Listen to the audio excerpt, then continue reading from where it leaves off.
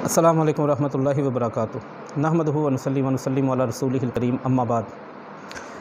مصعب صاحب نے فاتحہ خلف الامام کے حوالے سے میرے کلپ کی بہت زیادہ چیزیں تھیں جن کو انہیں ایڈریس کرنا چاہیے تھا، لیکن انہوں نے سب کو چھوڑتے ہوئے ایک چیز پہ فوکس کیا، اور اس کی میں وضاحت آپ کے سامنے عرض کر دوں۔ انہوں نے کہا جی آپ نے اپنے کلپ کے اندر ایک حدیث پڑھی ہے، صحیح ابن خزیمہ 490 نمبر حدیث، اس کا حوالہ بیان کیا ہے آپ نے۔ الفاظ آپ نے اس کے پڑھے ہیں لا تجزی صلاۃ لا یقرأ الرجل فیہا بفاتحۃ الکتاب۔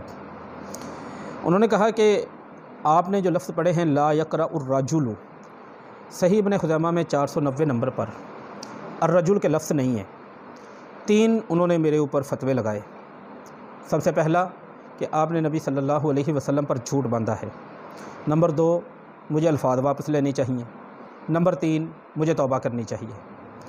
حالانکہ ان کی تینوں باتوں کو کسی بھی اہل علم کے پاس لے جائیں، ان تینوں باتوں میں تناقض ہے۔ خیر، میں سب سے پہلے نمبر پر جب ان کا میں نے یہ اعتراض سنا، مجھے پنجابی کی ایک مثال یاد آئی کہ چھاجتے بولے چھاننی بھی بولے۔ میری اس مثال سے قطعاً مصعب صاحب کی کوئی تنقیص یا تنقید مقصود نہیں، بلکہ میں اپنی کیفیت بیان کر رہا ہوں کہ مجھے یہ مثال یاد آ گئی۔ سوال بنتا ہے کہ مجھے یہ مثال کیوں یاد آئی؟ جواب اس کا عرض کیے دیتا ہوں۔ اس لیے کہ میں نے مصعب صاحب کا مرزا کے حوالے سے ایک ہی کلپ سنا ہے۔ کلپ کا ٹائٹل ہے مرزا علی کا بغض معاویہ رضی اللہ تعالی عنہ، اور صحیح مسلم کی حدیث کچھ اس طرح کا ٹائٹل ہے۔ اس حدیث میں یہی مصعب صاحب صحیح بخاری کی بالکل آخر کے کلپ میں کے بالکل آخر میں صحیح بخاری کی ایک حدیث بیان کرتے ہیں 3742 نمبر پر۔ ابو درداء رضی اللہ تعالی عنہ کی یہ حدیث ہے۔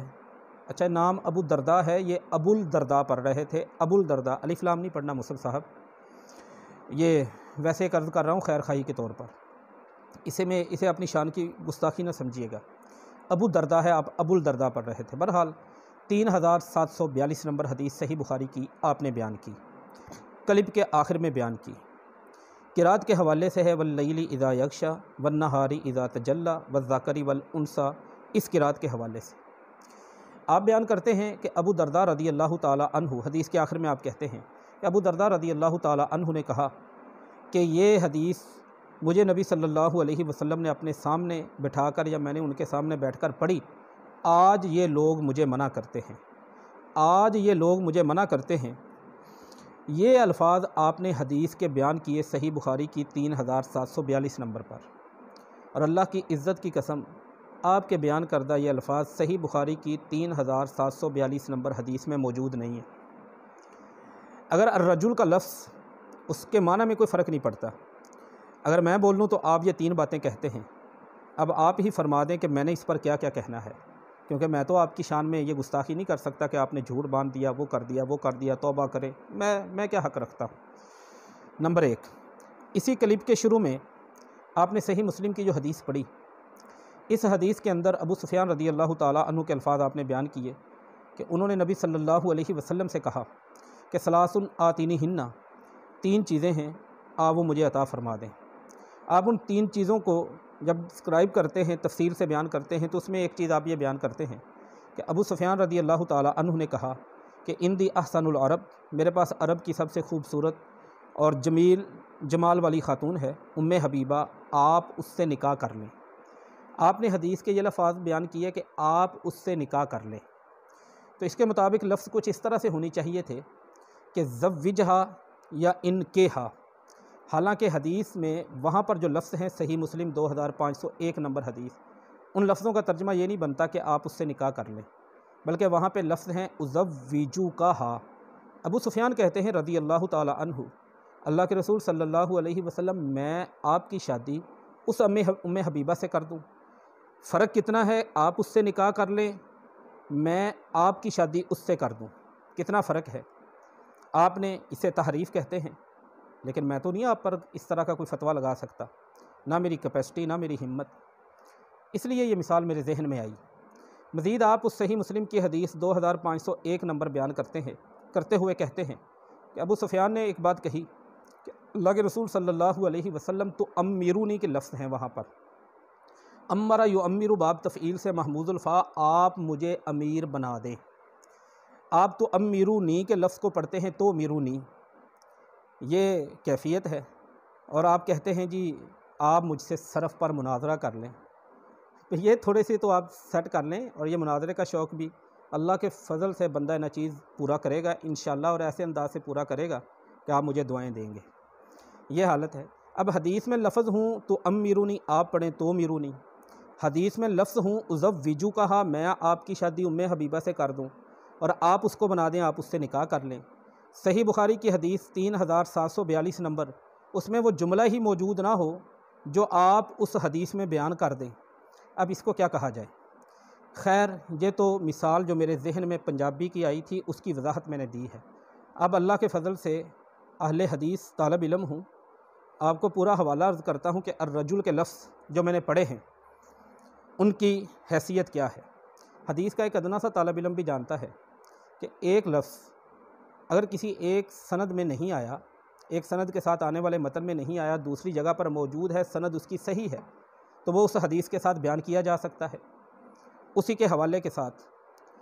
لیکن آپ نے اس بات کو بہت زیادہ ایشو بنا کے لوگوں کو مجھ سے دور کرنے کے لیے، متنفر کرنے کے لیے اور اپنی پاپولیرٹی کے لیے نہ جانے کیا آپ کرتے ہیں۔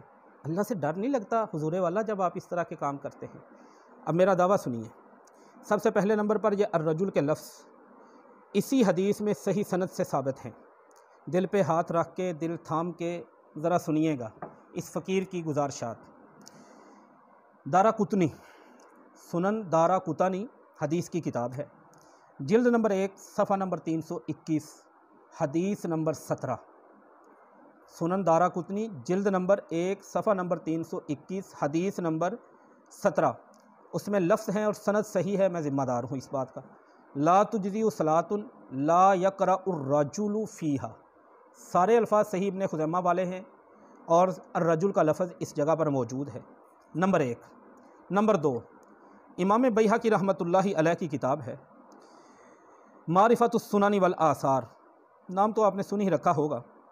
احمد بن حسین بن علی بن موسیٰ ابو بکر البیہقی 458 ہجری متوفہ، ان کی کتاب معرفت السنن والآثار حدیث نمبر 3020، اس میں لفظ ہیں صحیح سند کے ساتھ اسی حدیث کے لفظ لا تجزی صلاۃ لا یقرأ الرجل فیہا فاتحۃ الکتاب، الرجل کے لفظ موجود ہیں۔ لیں جی، میں نے تو صحیح سند کے ساتھ آپ کے سامنے گزارشات کر دیں۔ نمبر 3، امام بیہقی رحمہ اللہ تعالیٰ کی کتاب ہے القراءۃ خلف الامام، اس میں جلد نمبر 1 صفحہ نمبر 21 حدیث نمبر 20، اس میں بھی اسی طرح انہی الفاظ کے ساتھ حدیث لکھی ہوئی ہے۔ الرجل میں نے 3 صحیح سندوں کے ساتھ آپ کے سامنے ثابت کر دیا ہے۔ آپ کیا کریں گے جو آپ نے پیچھے کیا ہے؟ میں ان کی طرف اشارہ کر رہا ہوں۔ اس لیے جب بندہ، یہ آپ کا دوسرا موقع ہے۔ پہلا موقع وہ تھا جب آپ نے ترمذی کی حدیث کے حوالے سے میں نے بالحمد پڑھا تھا، آپ نے کہا تھا بالحمدی، وہ میں نے بتایا تھا حضور والا میری غلطی نہ نکال لیں، یہ شیخ صاحب آپ کی اپنی کمزوری ہے، اعراب حکائی پڑھا جائے گا وہاں پر، تو چاہیے تو یہ تھا میرے لیے دعا بھی کرتے اور میرا شکریہ بھی ادا کرتے، لیکن آپ اسی انداز سے ایک اور چیز کو لے کر کھڑے ہو گئے۔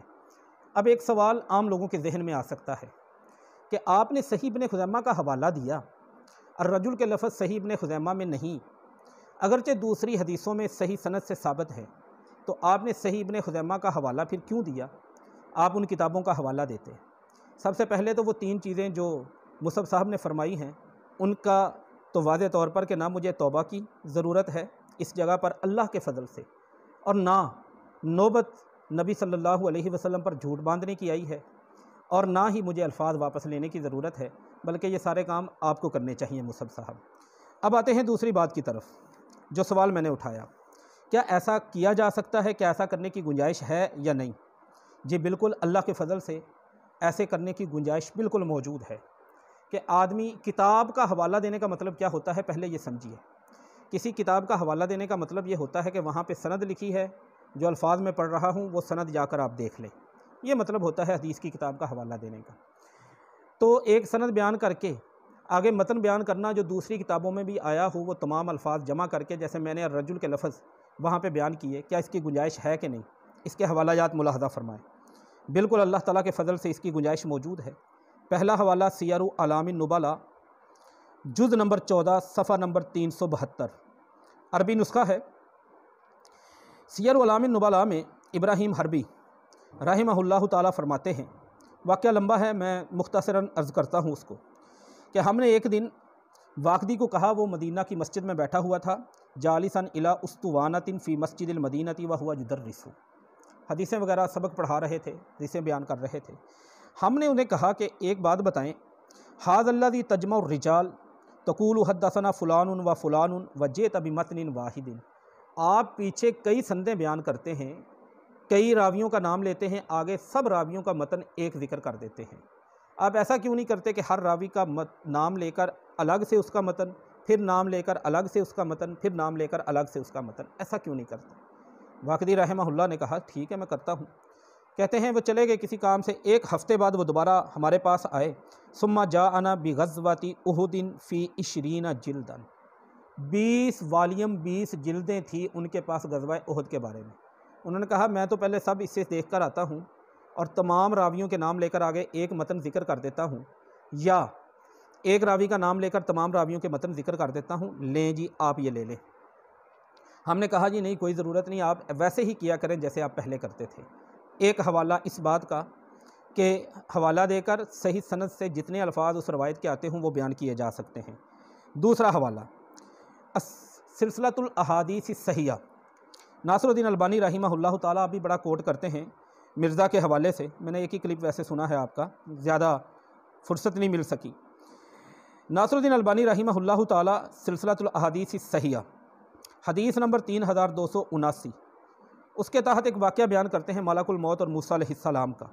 واقعہ بیان کرنے کے بعد اب وہ سارے الفاظ جمع کرتے ہیں، پیچھے سند کے بعد سارے الفاظ جمع کر دیتے ہیں۔ اس کے بعد کہتے ہیں ھذا الحدیث من الاحادیث الصحیحۃ المشہورۃ التی اخرجھا الشیخان من طرق عن ابی ہریرہ، یہ حدیث صحیح مشہور حدیثوں میں سے ہے جس کو امام بخاری اور امام مسلم رحمہ اللہ تعالیٰ نے نکالا ہے مختلف طرق سے، ابو ہریرہ رضی اللہ تعالیٰ عنہ، وتلقتہ الامۃ بالقبول، امت نے تلقی بالقبول اس حدیث کو لیا ہے۔ کہتے ہیں وقت جماعت الفاظہا، میں نے اس حدیث کے تمام الفاظ کو جمع کر لیا ہے، والزیادات اللاتی، اور تمام اضافوں کو بھی جمع کر لیا ہے، واقعت فیہا جو اس حدیث کے اندر ہے، وسقت لہا سیاقا واحدا، لیکن میں نے پیچھے اس کا جو سیاق ہے، جو اس کی سند ہے، وہ ایک بیان کی ہے، سارے الفاظ میں نے اکٹھے کر لیے، پیچھے سند ایک ذکر کی ہے۔ اس کا مطلب محدثین کا طرز عمل یہ موجود ہے، اس کی گنجائش موجود ہے، اس لیے سب سے پہلے آپ کچھ اس طرح کا بھی مطالعہ کیا کریں تاکہ یہ بلنڈر آپ سے نہ ہوں، یہ اس طرح کے مغالطات نہ ہوں، اس طرح سے لوگوں کا ذہن آپ خراب نہ کریں۔ اور بھی حوالہ یاد ہیں، میں صرف عرض کر دیتا ہوں، آپ خود پڑھ لیجئے گا اور لوگوں کو بھی بتائیے گا تاکہ فائدہ ہو۔ جامع الجوامع میں امام سیوطی رحمہ اللہ تعالیٰ نے اس طرح کی تقریباً 80 مثالیں پیش کی ہیں۔ ایسے ہی تاریخ بغداد جلد نمبر 3 صفحہ نمبر 7، وہاں پر خطیب بغدادی رحمہ اللہ تعالیٰ نے اسی مسئلے کو بیان کیا ہے۔ اب آتے ہیں اگلی بات کی طرف۔ آپ نے اگلا ایشو یہ اٹھایا اس ساری چیزوں کو بیان کرنے کے بعد، آپ نے کہا جی میں نے آپ سے مطالبہ کیا تھا کہ آپ نے الفاظ پڑھے ہیں امام ابو حنیفہ رحمۃ اللہ علیہ کے حوالے سے اپنے پہلے کلپ کے اندر، آپ نے کہا اور عند الاحناف امام ابو حنیفہ رحمۃ اللہ علیہ یہ فرماتے ہیں کہ قرآن مقدس نے اس کے بارے میں یہ فرمایا ہے کہ جب قرآن پڑھا جائے تو خاموشی سے سنو۔ اب یہ الفاظ میں نے کہا تھا آپ ان کی سند پیش کر دیں، ان کا حوالہ بیان کر دیں۔ آپ نے کہا آپ مدرس آدمی ہیں، مفتی آدمی ہیں، میں مفتی نہیں، طالب علم ہوں، مدرس ہوں، اس طرح کے سوال کی آپ سے توقع نہیں تھی، اتنا ہلکا سوال نہیں آپ کر سکتے، اتنا ہلکا سوال آپ کو نہیں کرنا چاہیے تھا۔ حضور والا کیا خوبصورتی سے آپ لوگوں کو بہکاتے ہیں، میں یہی زیادہ سے زیادہ کہہ سکتا ہوں نا، سخت لفظ تو نہیں بول سکتا جیسے آپ دجل پتہ نہیں کیا کیا کہہ دیتے ہیں۔ آپ ذرا اندازہ لگائیں اپنی کیفیت کا کہ میری اس ویڈیو میں آپ پر ایک تدلیس کو نہ سمجھنے کا الزام نہیں، حقیقت تھی، آپ نے اسے دور کرنا گوارا نہیں کیا۔ امام زہری رحمہ اللہ تعالیٰ اور سفیان بن عیینہ کی تدلیس آپ نے بیان کی، میں نے اس کا جواب دیا تھا، آپ نے اس پر تبصرہ نہیں کر سکے۔ راوی حدیث سفیان بن عیینہ کا قول آپ نے پیش کیا تھا، میں نے سند کا مطالبہ کیا تھا کہ وہ منقطع ہے، آپ وہ نہیں پیش کر سکے۔ میں نے اسی کتاب آپ کے کلپ کے اندر، اپنی اس کلپ کے اندر جو آپ کے کلپ کے جواب میں تھا، اسی میں نے بیان کرتے ہوئے عموم کو آپ نے جو اس کی تخصیص کی تھی اس کی دلیل طلب کی تھی۔ حسامی کے حوالے سے میں نے آپ کی عبارت بھی آپ کو پیش کی تھی، آپ اس کا جواب نہیں دے سکے۔ اگر آپ کی نظر میں صرف یہی میری بات کہ امام ابو حنیفہ رحمۃ اللہ علیہ کے قول کی سند اور حوالہ جو میں نے مانگا تھا اسی کو اٹھا کے آپ نے پورا ویڈیو کلپ ریکارڈ کروایا ہے، تو پتہ تو چلتا ہے کہ جو آپ کے لبوں پہ کہانی ہے، جو دل میں آپ کے ترجمانی ہے، دونوں میں بڑا فرق ہے۔ آپ بھی اس بات کو اچھی طرح جانتے ہیں کہ بات یہی ہے، اسی لیے تو ان ساری چیزوں میں سے ایک چیز کو اٹھا کے آپ نے جواب دینے کی کوشش کی، اور باقی آپ پتہ نہیں کیسے اس کو ہضم کر کے بیٹھے ہیں، اس پر آپ نے لب کشائی نہیں کی، ہمیں کچھ سننے کا آپ نے موقع نہیں دیا۔ اگر یہ اعتراض اتنا ہی ہلکا ہوتا نا تو علی جا آپ صرف اس اعتراض کو ویسے ہی چھوڑ دیتے، ان میں سے کسی اور کو لے لیتے۔ یہ اعتراض نہیں ہے، یہی اصل آپ کی وہ دکھتی ہوئی رگ اور وہ پھٹکتی ہوئی نبض ہے جس پر اس فقیر طالب علم نے کچھ انگلیاں رکھی ہیں، جس کی بے چینی آپ ہمیں سمجھ آ رہی ہے کہ آپ کو پورے فقہ حنفی کی کتابوں میں سے کوئی کتاب نہیں ملی۔ کبھی آپ تفسیر و دعوت القرآن اٹھاتے ہیں، عمران ایوب لاہوری صاحب کی کتاب اٹھاتے ہیں، کبھی آپ تحفۃ الاحوذی عبد الرحمن مبارک پوری رحمہ اللہ تعالیٰ کی کتاب چلیں یہ کتاب نہیں، لیکن ان کتابوں میں جو الفاظ آپ نے بیان کیے ہیں، کسی بھی کتاب میں آپ یہ الفاظ دکھا سکیں ہمیں کہ عند الاحناف امام ابو حنیفہ رحمۃ اللہ علیہ یہ فرماتے ہیں کہ قرآن مقدس نے اس کے بارے میں یہ فرمایا ہے کہ جب قرآن پڑھا جائے، یہ دکھا دیتے۔ یہ الفاظ آپ ان میں بھی نہیں دکھا سکے، اور آپ کو میں نے چیلنج کیا تھا کہ آپ اللہ کے فضل سے نہیں دکھا سکیں گے، صحیح سند کے ساتھ، معتبر حوالے کے ساتھ آپ یہ الفاظ نہیں دکھا سکیں گے۔ آپ نے یہاں پہ ایک سٹوری اور ایک کہانی بنائی، آپ نے کہا جی آپ کی کتابوں میں لکھا احناف کا یہ موقف ہے، تو میں پوچھتا ہوں احناف کون ہوتے ہیں؟ آپ کہیں گے، یہ آپ کے الفاظ، آپ کہیں گے امام ابو حنیفہ کے پیروکار، تو میں کہوں گا جو احناف کی دلیل وہ امام ابو حنیفہ کی دلیل ہوئی۔ حضرت جی منطق میں بھی آپ کا ہاتھ کمزور ہے۔ یہ جو آپ نے سورہ اور کبریٰ ملایا ہے نا کہ احناف کا جو مذہب بیان ہوا ہے، یہ احناف کا مذہب امام ابو حنیفہ کا مذہب ہوتا ہے، اور امام ابو حنیفہ کا مذہب جو ہے اس سے میرا مدعا ثابت ہو گیا۔ یہ آپ کو سورہ کبریٰ ملا کے نتیجہ نکالنا نہیں آیا، آپ کو نہیں پتہ کہ ضروب نتیجہ کیا ہیں، ضروب عقیمہ کیا ہیں، اور شکل یہ چاروں میں سے کون سی بنتی ہے۔ شکل اول ہے، شکل ثانی ہے، شکل ثالث ہے، شکل رابع ہے۔ اس پر میں انشاءاللہ اللہ کے فضل سے تفصیلی طور پر آپ کے سامنے آپ کا یہ بلنڈر واضح کروں گا۔ اب آتے ہیں آپ کے سغریٰ کبریٰ کا میں رد کرتا ہوں۔ آپ نے کہا اس میں احناف کا موقف، احناف امام ابو حنیفہ کے پیروکار، جو احناف کے پیروکاروں کی دلیل وہ امام ابو حنیفہ کی دلیل۔ حضور والا ایسا نہیں ہے۔ امام ابو حنیفہ رحمۃ اللہ علیہ جو الفاظ آپ نے بیان کیے ہیں، آپ نے ان کا حوالہ اور ان کی سند پیش کرنی ہے، جو آپ ابھی تک نہیں کر پائے۔ اب میں نے اس میں تھوڑا سا اشارہ بھی دیا تھا، آپ کو نقل مروانے کی کوشش کی تھی لیکن آپ نے نقل ماری نہیں۔ میں نے کہا تھا موطا امام محمد پڑھ لینا، میں نے کہا شاید آپ اس طرف آ جائیں، اللہ تعالیٰ آپ کے مقدر میں حدیث کی محبت پیدا کرے اور آپ ہدایت پہ آ جائیں، لیکن آپ تو نکلی دوسری طرف گئے۔ اب خیر میں عرض کرتا ہوں، امام ابو حنیفہ رحمۃ اللہ علیہ کا موقف ان الفاظ کے ساتھ نہیں ہے۔ میں بیان کرتا ہوں، میں واضح کرتا ہوں امام ابو حنیفہ رحمۃ اللہ علیہ کیا فرماتے ہیں۔ امام ابو حنیفہ رحمۃ اللہ علیہ فاتحہ کے حوالے سے جو انہوں نے اپنا موقف دیا ہے، جو الفاظ ہیں قرات کے حوالے سے، سب سے پہلے وہ سنیں۔ موطا امام محمد میں صفحہ نمبر 94 پہ لکھا ہے، لا قرات خلف الامام فیما جہر فیہا ولا فیما لم یجہر فیہ بذالک جاءت آمۃ الآثار وہو قول ابی حنیفہ تھا، کہ تین قسم کے جو نمازی ہیں نا، ان میں سے مقتدی کی بحث ہے۔ اس عبارت کا مفہوم یہ ہے موطا امام محمد میں رحمہ اللہ تعالیٰ کہ امام کے پیچھے جہری ہو یا غیر جہری نماز ہو، اس میں قرات نہیں ہے، عام اثار یہی آئے ہیں، وہو قول ابی حنیفہ تھا، یہ امام ابو حنیفہ رحمہ اللہ تعالیٰ کا قول ہے۔ اسی موطا امام محمد میں آگے جا کے امام کے بارے میں اور منفرد کے بارے میں یہ ذرا مسئلہ سمجھیے۔ امام ابو حنیفہ رحمہ اللہ تعالیٰ کا قول لکھا ہے کہ السنۃ ان تقرأ فی الفریضۃ، کہ سنت یہ ہے، امام محمد کہتے ہیں سنت یہ ہے کہ آپ فرض نماز کے اندر فی الرکعتین الاولیین، پہلی دو رکعتوں میں سورۃ فاتحہ پڑھیں، و سورۃ اور کوئی سورت پڑھیں، وفی الاخریین، آخری دو رکعتوں میں بفاتحۃ الکتاب، سورۃ فاتحہ پڑھیں، وان لم تقرأ فیہما، اور اگر آپ آخری دو رکعتوں میں سورۃ فاتحہ نہ پڑھیں، اجزاءک، آپ کی نماز پھر بھی درست ہے۔ وَإِن سَبَّحْتَ فِيهِمَا، اگر آپ اس میں سبحان اللہ پڑھ لیں، اجزاءک، آپ کی نماز پھر بھی درست ہے۔ وَهُوَ قَوْلُ ابی حنیفہ رحمہ اللہ تعالی، اور یہ امام ابو حنیفہ رحمہ اللہ تعالی کا قول ہے۔ لو جی حضور والا، یہ ہے قول امام ابو حنیفہ رحمۃ اللہ۔ آپ نے بیان کیا تھا کہ عند الاحناف امام ابو حنیفہ رحمۃ اللہ علیہ فرماتے ہیں، قرآن مقدس نے اس کے بارے میں فرمایا ہے جب قرآن پڑھا جائے، اور آپ آگے ساری تفصیل بیان کی، اور اس کلپ میں بھی آپ نے یہی بات بیان کی کہ احناف کا موقف یہ ہے کہ امام ابو حنیفہ کا جو موقف بنتا ہے، آپ کا صغرا کبرا، احناف کا موقف جو امام ابو حنیفہ کا موقف بنتا ہے کہ قرات فرض ہے، فاتحہ واجب ہے، امام ابو حنیفہ رحمۃ اللہ علیہ کہتے ہیں۔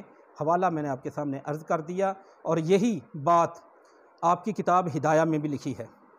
ہدایہ صفحہ نمبر 55، وہاں پہ عبارت ہے امام ابو حنیفہ رحمۃ اللہ علیہ کے حوالے سے، وَأَدْنَى مَا يُجْزِئُ مِنَ الْقِرَاءَةِ فِي الصَّلَاةِ آیَةٌ، سب سے کم ترین وہ قرات جو نماز کو کفایت کر جاتی ہے وہ ایک آیت ہے۔